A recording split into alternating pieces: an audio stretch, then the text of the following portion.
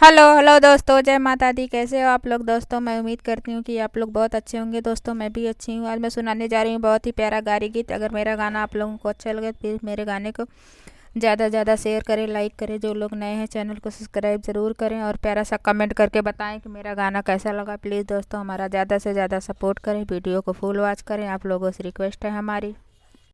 रोवत सुरेश साले, रोवत सुरेश साले, पीटत कपार बहनिया के चोरी हो गए। सुना थानेदार हो बहनिया के चोरी हो गए। सुना थानेदार हो बहनिया के चोरी हो गए। खोजी अली जनपुर हो, खोजी अली खुटान, खोजी अली जनपुर हो, खोजी अली खुटान। बाजरिया में खोजी अली एक एक दुकान हो, बाजरिया में खोजी अली एक एक दुकान हो, बाजरिया में खोजी अली। रोवत अरुण साले, रोवत अरुण साले, पीटत कपार हो बहनिया के चोरी हो गए। सुन थानेदार हो बहनिया के चोरी हो गए।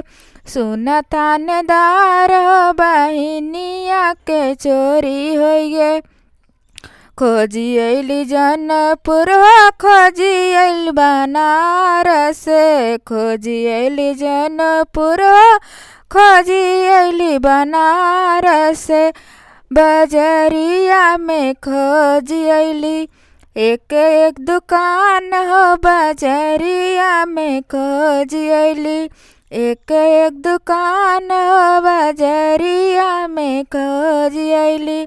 सुन थानेदार हो बहनिया के चोरी हो गए। सुन थानेदार हो बहनिया के चोरी हो गए। रोवत सुरेश साले, रोवत सुरेश साले, पीटत कपार हो बहनिया के चोरी हो गए। सुन थानेदार हो बहनिया के चोरी हो गए। सुन थानेदार हो बहनिया के चोरी हो गए।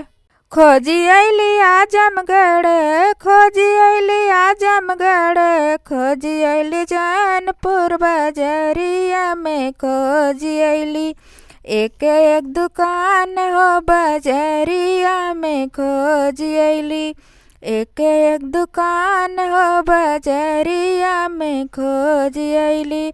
सुन थानेदार हो बहनिया के चोरी हो गए। सुन थानेदार हो बहनिया के चोरी हो गए।